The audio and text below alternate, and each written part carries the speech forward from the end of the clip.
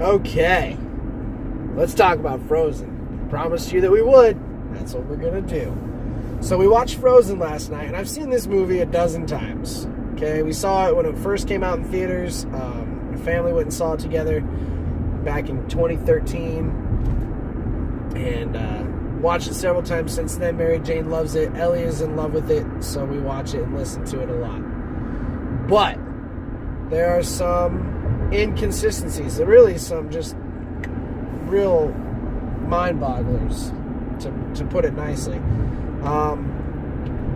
And it stems from the very beginning of the movie. Elsa and Anna's dad, the king, is an idiot. Okay? Because Elsa has these powers for, I don't even know how old the girls are in the beginning part of the movie, but I safely assume that they're like maybe 5 and 7, maybe 5 and 8. And Anna wakes Elsa up, and so she's aware of these powers. Like, she's like, do the magic. She knows that Elsa has these powers. So she's clearly been doing this for a while, and the dad and mom obviously know she was born with this stuff.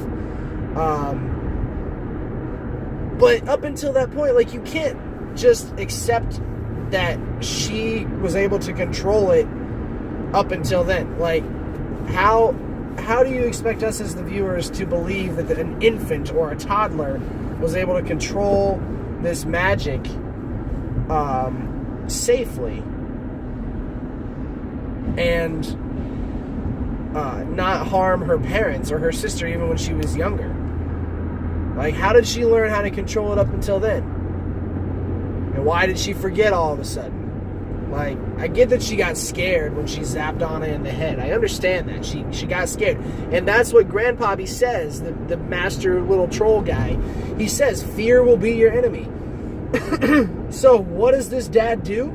Scares his daughter even more. Hey, put these gloves on. Don't let anybody know that you have these powers. Just keep it to yourself. Keep it hidden. Nobody can know. Not even your sister, who loves you and wants to help you and wants to play with you. And, your mother and I aren't going to help you get any better with it either. Just pretend like it doesn't exist. The troll dude just said fear is the enemy. Why in the world would you want to scare this little 7 or 8-year-old girl into, like, just isolation? It's just not an okay thing.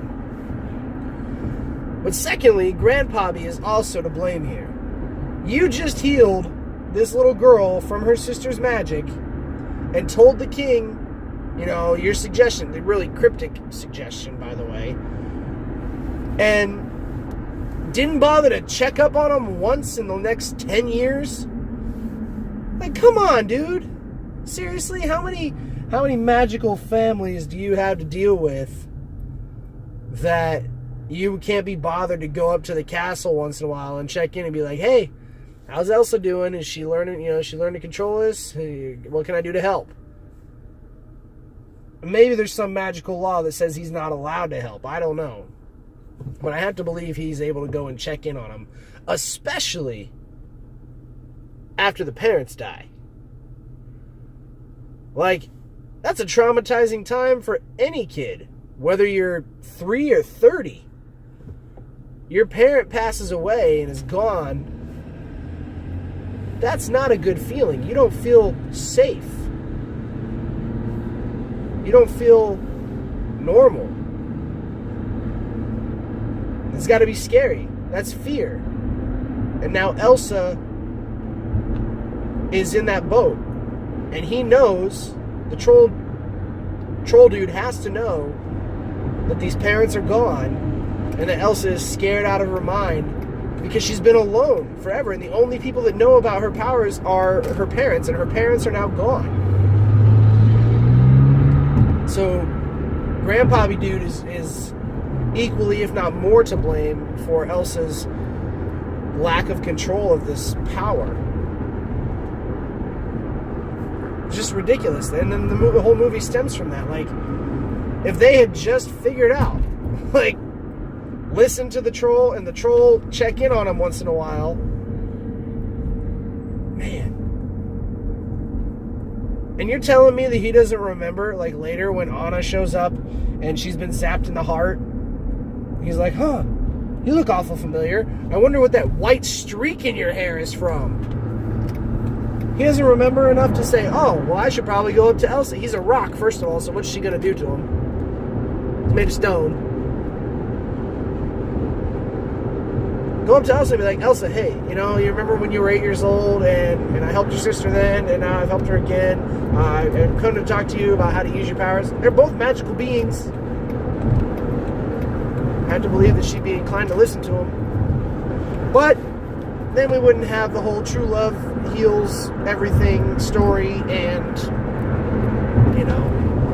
it wouldn't be the movie that it is. It wouldn't be a huge box office success with millions sold in merchandise and DVDs and all these things. And I get that it's a story, and I'm saying suspend the disbelief for a little while and see that there's some plot holes there. There's some stuff that needs to be explained. Okay?